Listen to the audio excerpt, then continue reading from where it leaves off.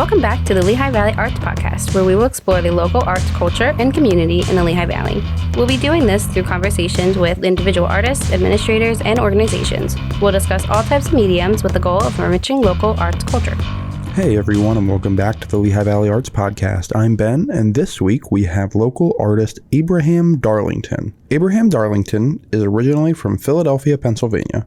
He has always had an interest in art, especially tattoo art, but it was not until he developed a shoulder injury that he began to pursue his artistic interests. Abraham has no formal art training, except for taking a small number of courses at the Baum School of Art at a young age. Everything he creates has been through hard work, experimentation, imagination, and the sounds of rock music. Abraham's work does not follow a specific style or school of thought when he creates. He enjoys all styles and mediums, but has a proclivity for street, graffiti, abstract, minimalist, and cubist art. His paintings are typically created spontaneously and quickly, being completed within a sitting or two. He uses all types of tools, including brushes, palette knives, spatulas, combs, sponges, spray paints, stencils, and even his own hands. Abraham, welcome to the show. Hi, thanks for having me. Of course. I've been super excited to have you on. I saw your work online. I think I first found you through Facebook. Yeah, that's usually how it works. And then you sent a message to the podcast account. Yeah. Well, I can't remember who it was, but I saw one of the, I think there was another local artist you were interviewing. Yeah. And they did this podcast through Steel Pixel Studio. So I'm like, they do stuff for local artists. I got to contact them. Maybe they'll like my work or something like that. Yeah, totally. And then just sort of went from there. Totally. One of the things that I love is when artists coin a term. And I think you've done that pretty well. The first time that I saw your work, it was on Facebook, and you had Punkmetal Abstract. Yep, and that's it. Oh, that's great. And your website's the same name, correct? Yeah, it's just punkmetalabstract.com. As we were saying, the nice thing is when you have that original term, you don't have, underscore 2361151. I was actually able to find a domain name Totally. that makes sense with, what it is I paint. Yeah, totally. Tell me a little bit about Punkmetal. I've always been a fan of classic rock. Yeah. I'm a huge fan of your old school Aerosmith, Walk This Way from the 75 album, Toys in the Attic. Let's see here, Led Zeppelin. Let me think. The Sex Pistols, The Clash, the Ramones, Motley Crue, Rat. I've loved that over-the-top, abrasive sound. Sure. And the look is even more extreme. You think of the big hair and the teased hair, and the spandex and the leather pants and everything else. And when I first started painting, I had no idea what I was doing, none. I just picked up a cheap kit at Walmart. Yeah. I think it was $5 for everything, and it had paper and oil pastels and everything else. And it wasn't until the song Eruption came on, or the famous guitar solo by Eddie Van Halen, that I heard it, and I just heard that kamikaze style playing. For sure. That Eddie was known for. And when I did that, I just started throwing paint on the canvas. I started using these incredibly bright colors. I think it was like a bright purple and a yellow with a jet black and a white. Yeah. And it was the most fun I'd had in years.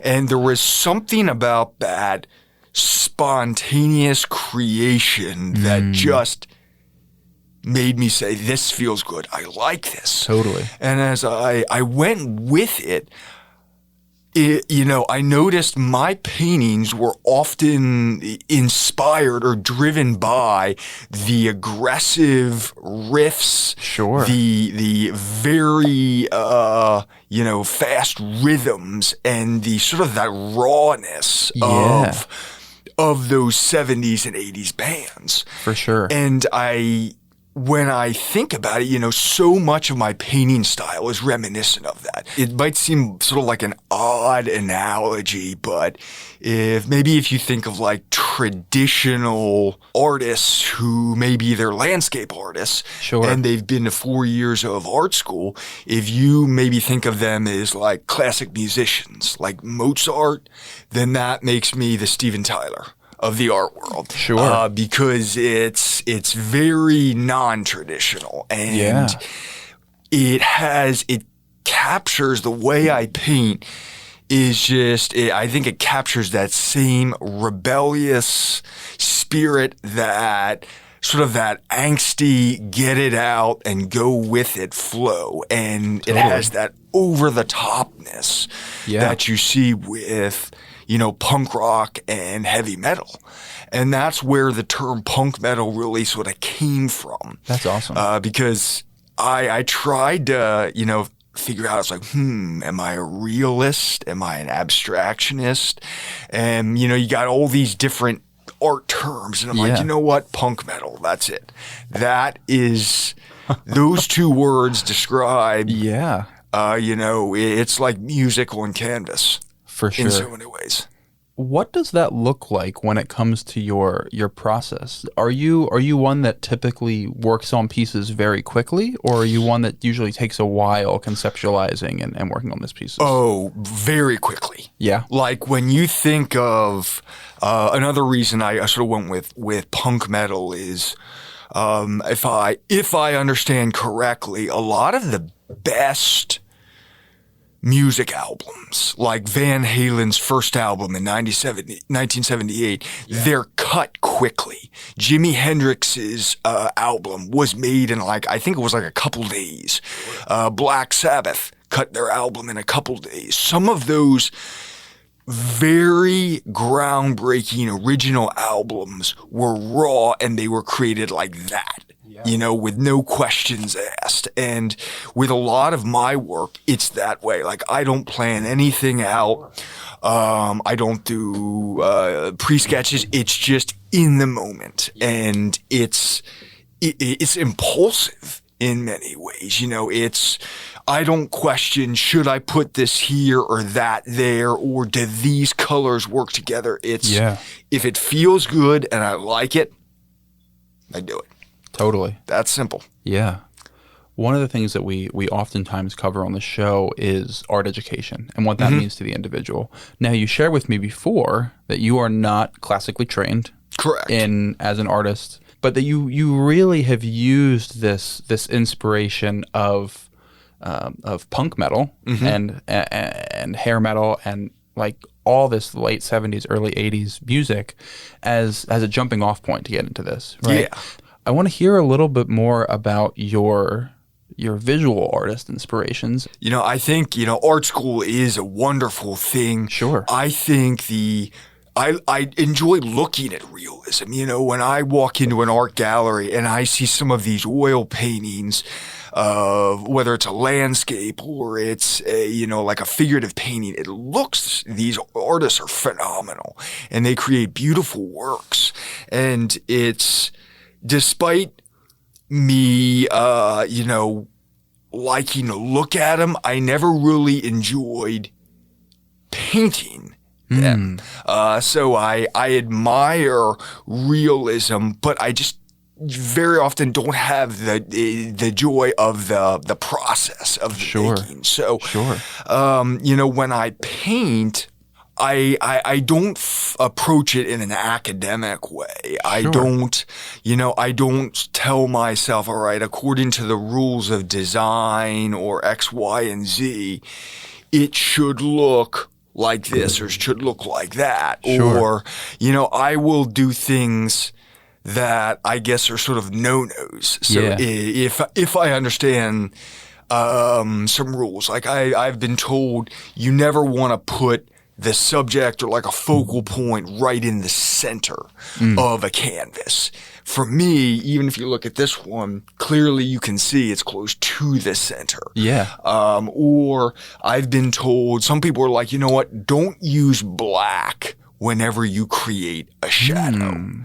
But I like to do just that. So, when it comes to my education, it's much more about experimentation and being self-taught, as opposed to maybe painting the way like a traditional artist might do. And that's why it comes off as so very different. Yeah. And very, but I think it also is what makes the art enjoyable. Is that if you walk into a gallery and you see 20 paintings, the one that you're going to notice, whether you like it or whether you detest it, is probably going to be mine. Sure. Because it's like you can't look away even if you want to. Yeah. Yeah, that makes sense. I love your use of colors, and it really does. It just pops right off the canvas. And you work in a lot of different mediums. You work in digital and painting and all these different traditional isms of painting. Yeah. How does that tie into this rebellious spirit that you've kind of got going on with the rest of your work? It's my way of saying, of sort of rebelling against that idea of who are you as an artist? And I think I've been told or have been encouraged by people to say, you know what? You work in all these different mediums, but if you want to be taken seriously as an artist, you need to focus it down and you need to get a distinct, sort of look, or so that someone can say, that is a Darlington, or that's this. And really, that's a sort of a notion I want to challenge, because I think my art is more a representation of me as a person. Yeah. And not just me as an artist. And that's why, I like working in these different mediums. Totally. And even maybe kind of like a brash teenager, when someone tells me, if I hear someone say, well, digital art is not really art, that makes me want to explore the digital medium. Totally. Or if someone, looks at my painting and say, oh, that's awful, it almost encourages me to want to paint that again. Sure. So I think, if anything, working in those different mediums and this different style, there's an attitude of the only rule is there are no rules. Yeah. And it's like, if you want to use this color, use this color. If you want to paint with a paintbrush, use a brush. Sometimes I'll use credit cards. I'll use butcher knives. I will use scrap wood from my wood shop. I will use my hands sometimes. Yeah. I will use whatever I want to. And in some ways, it's that I don't care about the rules attitude. Totally. That just carries over into the work, into the process, into everything. Yeah. How do you know a piece is finished? When I'm happy.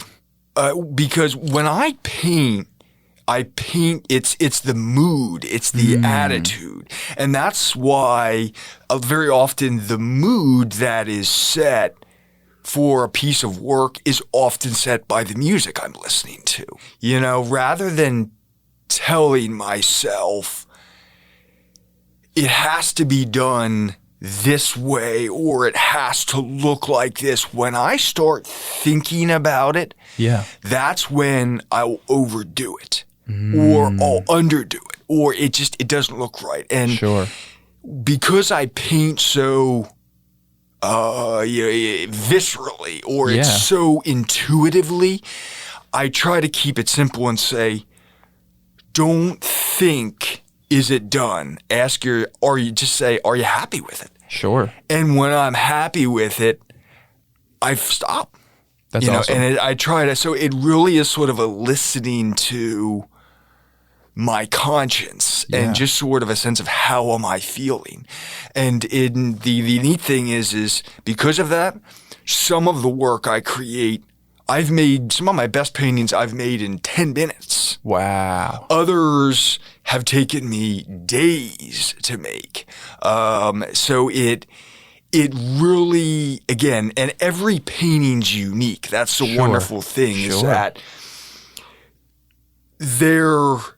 when people ask me about my process, I don't have a cookie cutter process. Sure. You know, the method and how I go about maybe how I went about making this one compared to that one, it's just completely different. Yeah. And that's, again, sort of driven by the mood. Yeah. Because sometimes when I'm creating, even if I'm creating spontaneously, I feel like working slowly and calmly and thoroughly. Other times, I am not in a good mood and something needs to come out. Sure. And whatever happens, happens. So after you're happy with it, and after you've gone through the process of making it, how do you come up with a name? Oh, the names. That's a good one. Same thing. I will go with what just feels right. And it's funny because sometimes, more often than not, the name is in no way associated with the painting whatsoever. Sure. It's not uncommon for the name to not even be a real word. It's just something that came to mind. It popped into my head. And it's impulsive. Young kids will often just sort of, I don't know, like make up words that, and they'll repeat them. And it doesn't even have to be a word, but there's something about that sound it's that expressive. Is expressive to them. And the same thing comes out with, these paintings. It's like in this case, I called this one Leopard because I was listening to Def Leppard at the time. Nice. And I was thinking about the cover of the Hysteria album, and then I saw I used like a different type of, like a grate with spray paint to make those black squares. Yeah. And it just stuck with me. I didn't say to myself, it looks like this, or I'm sort of getting this image. I was like, no, it's not a thing. It's just what I went with and what I feel like. Yeah, that's awesome.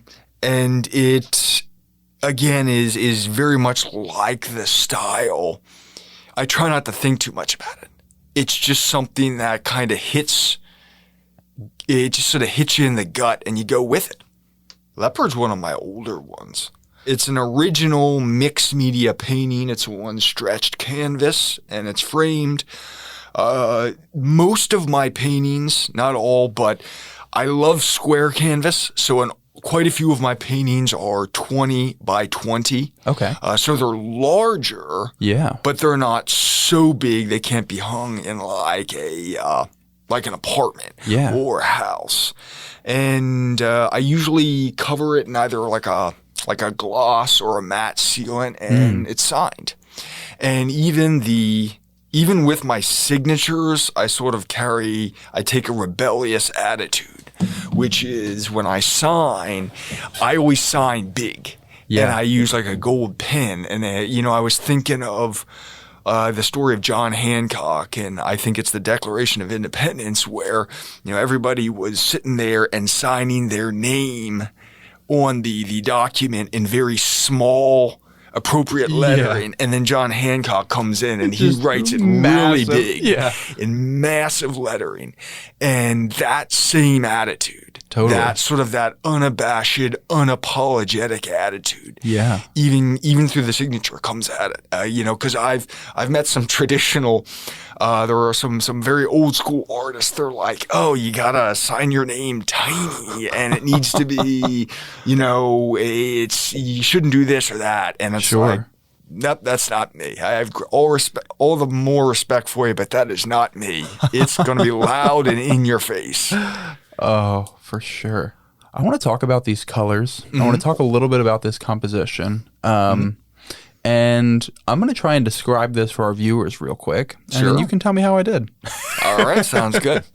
All right. So this is Leopard, which is 20 by 20 and has a black wooden frame. So a black grid lines the outside of the of the canvas, and as you look toward the middle, the colors progressively get a little bit lighter until we have a white in the middle that is surrounded by a lime green, a almost neon yellow. You got it. And then it has white paint splattered on it as well. Yep. Yeah. Yeah, the splatters, I think I did that with a toothbrush. Very cool. So sometimes, again, sort of going back to that non-traditional type of attitude. But I like it because it was the first time I used an old credit card to paint. And it was sort of an early exposure to learning to paint with non-traditional tools. Oh, very cool. The idea that, I always thought, well, what do you paint with? You paint with a paintbrush. Sure. And I remember I snipped this credit card in half. It was just an old card. And I thought to myself, what if I scrape this paint along the canvas? Almost like you would with a windshield wiper. Yeah. And I started to get these really interesting smears. And that's when I thought to myself, I'm getting completely different effects. That's awesome. Using these non-traditional tools. Totally. And then I said to myself, you know what? Don't think about it. If you like it, just go with it. And that's exactly what I did. I asked you to pick a few pieces to bring in. Mm-hmm. What made you want to bring this one in to talk about today? Even though I do use so many different mediums, and I will draw with graphite. I will use digital media. I think my favorite, painting style and medium is mixed media, primarily acrylic. And when I think of these two paintings, when you think of Punkmetal and you think of my work, these two represent that really well. Everything from the bright color schemes to the use of geometric shapes, to the non-traditional tools like you see on Cheddar. Oh, yeah. That pattern, that's bubble wrap. Oh, my goodness. Yeah, so that's you see the black cool. circles, that texture is through bubble wrap. I used masking tape to create the very distinct shapes. Yeah. Or the very crisp lines. I learned that when I was just looking at, graffiti art and figuring out how some of these artists got their lines. And then the purple part, that blending, I got through sponges. And then I think for the swirl, I think I used like a ketchup bottle.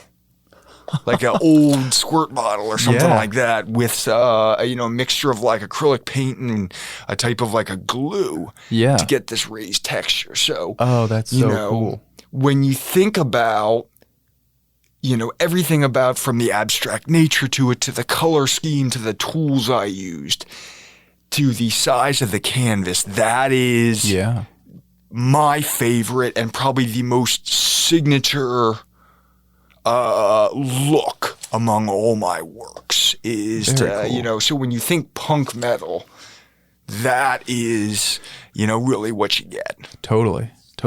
I want to talk a little bit more about Cheddar right now. Would you mind describing this piece for our viewers? So like the background layer, the top and the bottom show a jet black rectangles. And then in the center, you've got almost sort of like a macaroni yellow-orange with some highlights. And then on top of that, you have a background rectangle that is popping out because of the shadows. And it kind of looks like this bright, almost like this cosmic light at the center. And then it goes from white to yellow to orange to red.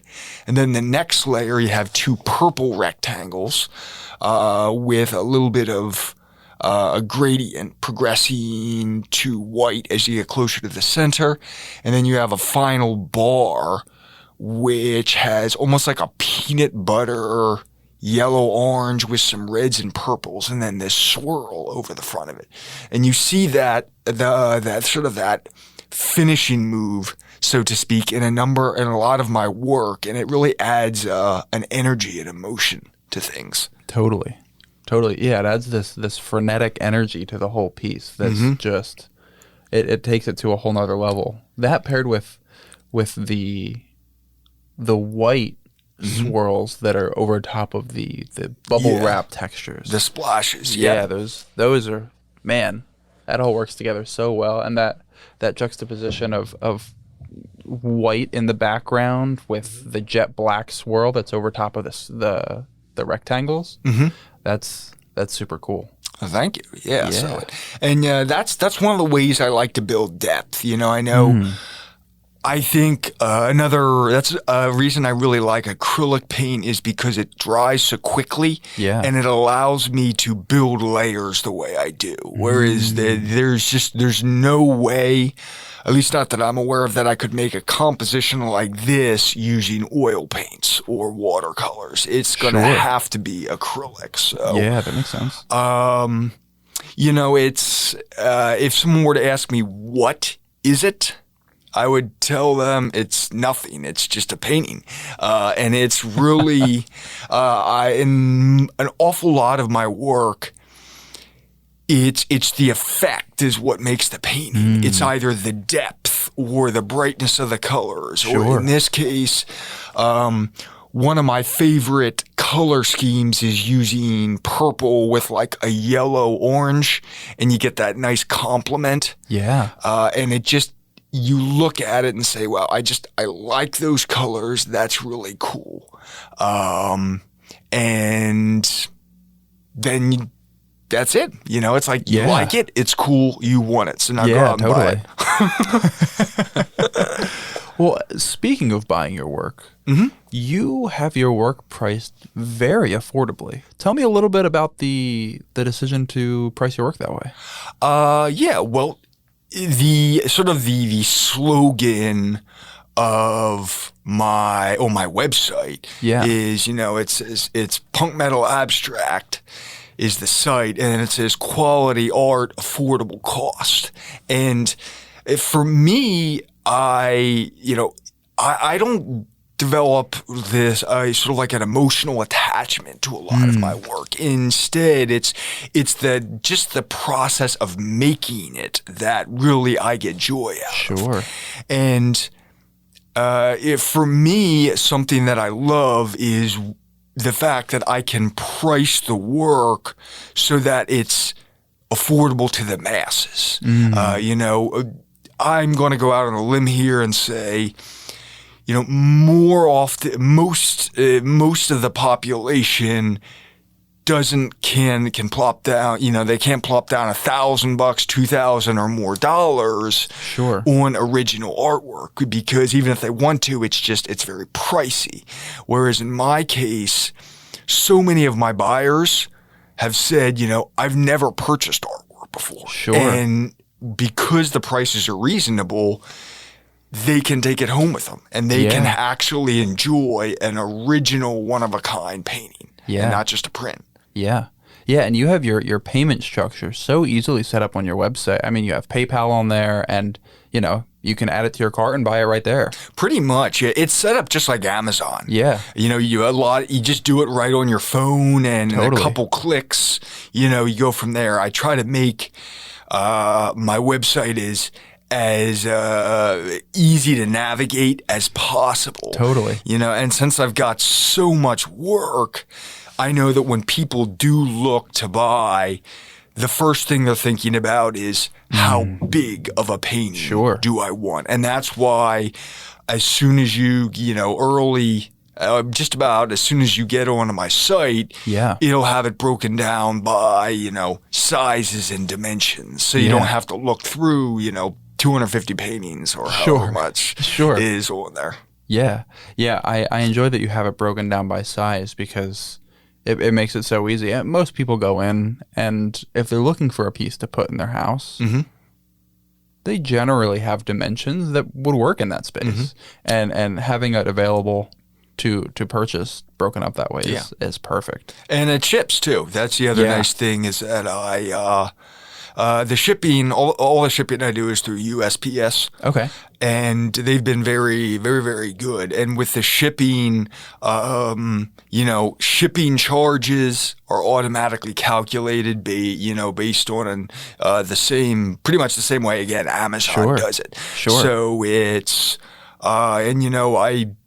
insurance is usually goes priority mail with insurance. So if for some odd reason there is damage to the painting, you can always get your money back. You just file a claim. Totally. And it makes it very easy. That's awesome. It's a very streamlined, easy process. Yeah. One of the things that I noticed on your site when I was browsing through is that you have a button there that says you can get this framed. Now, I know before when we were talking, you actually mentioned that you make the frames yourself. I do. Yeah. It's one of the reasons I do that now is framing is extremely expensive. Yes. Extremely, extremely expensive. And again, one of my goals is to be able to provide really high quality artwork without draining your bank account. Sure. So I really taught myself how to build float frames. So now I not only do I make all my own paintings, I will make the frame, like the float frame that is used to hang the painting. I also build the stretcher bars. From scratch, and I stretch the canvas myself. Oh my goodness! And very often with the canvas, what I'll use canvas drop cloth. Okay. Because it's canvas nonetheless. Yeah. And it works just as well. And then I will gesso it to prime it for holding the paint. Totally. And go from there. So I've gotten really creative with making everything from scratch so I can cut down on the cost. That's awesome. To make it. That feels so punk inspired too. I mean, even looking at someone like Jack White and how he would pretty much make his guitars from scratch. I mean, he would take really cheap guitars and then, customize them to infinity. Yeah. It seems in such a similar vein to make every stage of the artwork from start to finish there. Absolutely, yeah, and that's something that I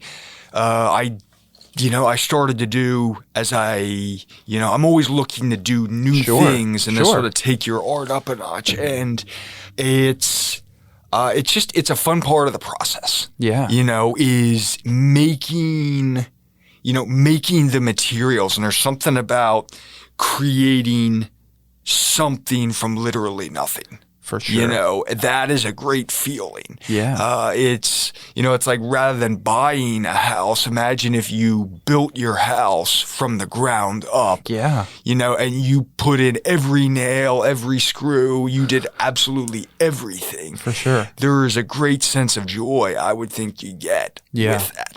Yeah. Now, in addition to those frames, you said that you also make a lot of the tools you use, correct? Yeah. Yeah, like a lot of things I'll use to build texture, like combs. Yeah. And what I can do is, or combs or squeegees, I can just take thin layers of like plywood. Yeah. And I can use my miter saw and cut the plywood at certain angles. And then I can create chips in it, whether I'm using chisels or like a router to create these interesting raking-like patterns. Yeah. In fact, I think the one that you purchased, Talisman, when you see that sort of like that streaking-like or that rake-like, that was created from a piece of plywood. Wow. So all I did was I had this It was actually junk plywood. Okay. And I just sliced it, made a slab of it, and then I used a chisel to chip in these grooves. Oh, that's so cool. And then from there, I would scrape the paint off to get this interesting, sort of like effect and texture. Oh, that's amazing. It's maybe sort of one way, kind of an attitude I've taken with me. Yeah. And I really developed this when I started looking at the work by Jean-Michel Basquiat. Yeah. He, from what I understand, he didn't have any money at all. Oh, yeah. Before he was really discovered by Andy Warhol. So with not having any money, he had to work on a very limited budget. Yeah. And what's amazing is now I tell myself when I make a painting, I don't let myself spend that much money. So it forces me to get creative with the tools, the materials, and say, I'm going to use what I've got in front of me. Yeah, totally. Rather than, all right, I'm going to go to this store and this store and this store and this store. And it's amazing how when you do that, you not only do you get more creative and you open up new avenues. Oh, yeah. But you really start to emerge as a unique artist. And because those are ideas that are unique to you. Yeah. And you would be amazed at the cool stuff you can make with, I'll say it up front, garbage. Yeah. Like I can let you know that recently there was a neighbor of mine, really nice guy. He had this, it looks like a bookshelf of some sort, and he was throwing it out because I think one of the sides, the board had been smashed or damaged. So it's like, I can't use it. I'm like, can I have it? So he gave me this bookshelf, and believe it or not, I just used my saws and my tools. I deconstructed all the lumber, took out the screws, and I built my own easel. Oh, that's amazing. So I have this 6-foot tall easel, which looks very similar to what you might see in a professional art gallery. Normally would be priced, I don't know, around $300. I build it for free. Oh my goodness. Out of a bookshelf. Yeah. And it's amazing how when you create everything from scratch, you see those opportunities there. And you say to yourself, you hear that expression, trash to treasure, or one man's trash, another man's treasure. It really is true. Yeah. I think another, not necessarily related to art, but another example of how you can really turn trash into treasure is, I had a couple of old mouse pads, from work that I just wasn't going to use anymore. So I was going to throw them out. And I got the idea. I thought, you know what? What if I cut these into circles? And I did. And sure enough, they make perfect coasters. So you can take like a mouse pad, and if you wanted to, you could spray paint it. Or you could add your own designs, just cut it in a circle, and you've got a perfect coaster. Yeah. And those ideas come to you when you don't have the option to spend the money. Sure. Because you get creative. Yeah. And I think the creation I'm most proud of is I used PVC pipe to stretch my own canvas. Wow. So because I just thought to myself, I'm like, there was this old PVC pipe lying next to the dumpster, and I was like, you know what? I bet if I use some glue and I cut the pipe at the right angle, I bet I can turn this into a canvas. And lo and behold, it worked. That's amazing. So, and then have fun. For sure. Yeah, I love upcycling in art, and Basquiat did it to an extent that I really hadn't been familiar with before him. Using the sides and doors of fridges and Yeah. windows and dinner plates and football, like broken football helmets. It's just like, it's crazy. But when the right creative mind really starts to think about what they can do with a piece, there's no limit to where it can go.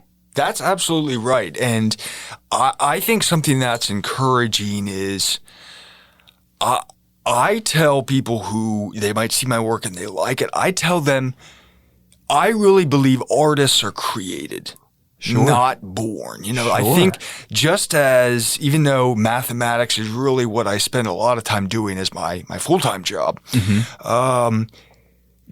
people sort of have this attitude of, well, they were born with a gift to create artwork, or they were born with a gift to just do math. And the truth is, I didn't know anything when I first started. Like, if you were to look at my first painting, they are not even close to what I'm doing now. And it really is a process, and you grow. So, when people say, oh, well, that's so cool that you can take, these old pieces of junk and make this.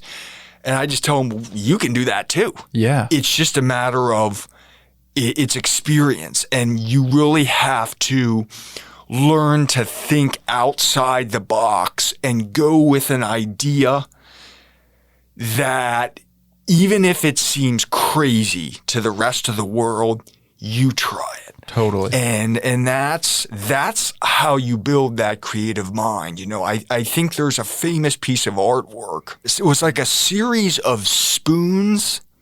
And what they did was they welded the spoons together to form a plate. Okay. And I remember the idea was that they were promoting this concept of function and form, which is when you see a spoon, you think that's a tool you use to eat like yogurt or cereal. Sure. But who said that? Who says you have to use a spoon for that purpose? Yeah. Who says you can't use a spoon to paint with? Who says you can't use a spoon to do X, Y, and Z? Yeah. And you can take the same attitude when it comes to being creative, which is, oh, that's an old credit card? Well, who says you can't use that to smear paint on a canvas to get the same effect as something else? Sure. So sort of learning to say, hey, it's this now, but I can use this to make that, or to try this. Totally. And then telling yourself, you know what, even if I seem crazy to someone else to do that, I'm going to do it. I don't care what the rest of the world thinks. I'm going to try that crazy idea. Totally. And that's, that I think sort of comes back to that rebellious attitude. Yeah. And I think in some ways, if you think about a lot of artists, I think they are rebellious. Yeah. And because to carry that creative mind and to sort of nurture that mind, you have to think outside the box. You have to, and I can let you know, a lot of the artists that I've met who are realists, they really struggle with abstract art for that reason, because they're so used to sort of looking at it and saying, here's the image, here's the process, this is what I was taught in school, and it has to be methodical. So when they're given a blank canvas and they're told, paint whatever you want, but you can't look at a picture, you got to paint from your mind, they're just stuck. Like, they have no idea where to start or to begin. So that out-of-box thinking and that going without the rules can be really tough for, I think just people in general, but a lot of times artists too, who have that classical training. Would you say that you are motivated when people say you shouldn't or can't do something? Yes, absolutely. And that's sort of where that teenage angsty sort of rebellious spirit comes in. It's like, you tell a 15-year-old kid, you're not allowed to do this, he's going to do that. Sure.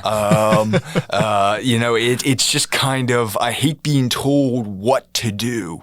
And I think in many ways, another reason I love art and this painting style is it's one of the few places in my life as an adult where I can have complete control. Sure. And I can do what I want, when I want, how I want. Yeah. And not ask any questions. And I can have all the creativity I want. And there, if you think about it, when you grow up and you become an adult, where else in your life do you have that amount of freedom? Sure. And that's what's wonderful about it and so freeing. That's awesome. Well, Abraham, thank you so much for coming in today. I am beyond joyed that we could talk about your work. Thank you for having me. Before we end, where can people see your work? Where can people check you out? Well, definitely look at my website. It's www.punkmetalabstract.com. It's all one word. And I do have a Facebook page. It's not a business Facebook page, but it's a personal Facebook page. So you just look at Abraham Darlington. I do have an Instagram. I'm not as active with that as I am Facebook. Sure. But it's just art, ART_ enthusiast 1986. Nice. And you'll see I show up there. So that's what I've been doing as of now. Yeah. And then hopefully, I would like to do more of these art festivals. I did do the Mayfair Festival in May. Yeah. I hope to do Art in the Park next year. And then I think there's a music fest, but if there's any more of these, these arts festivals, absolutely let me know. Yeah. Anyone out there, because I'm always looking to get my work out there and to, share my experiences and my art with, as many people as possible. Totally. Well, everybody listening, go check out the website. Everything is super affordably priced. There's something for you. There's something for a loved one. It's always a good time to buy art. Well, thank you so much for coming on. Thanks for having me. And that was our conversation with Abraham Darlington. Abraham, thank you so much for coming in today. The opportunity for the week is the gallery at Steel Pixel Studios opening reception for their Digital Frontier and NFT exhibition. This exhibition features the work of Tyrone Webb, Michael Lebson, and the group All Rats. The opening reception will be January 12th from 6:30 to 8 p.m., and the show will run from January 12th to February 25th. Hope to see you there. Thanks for tuning in to the Lehigh Valley Arts Podcast, a Steel Pixel original series. Don't forget to like the podcast, leave us a review, and follow us on both social media and streaming services at Lehigh Valley Arts Podcast.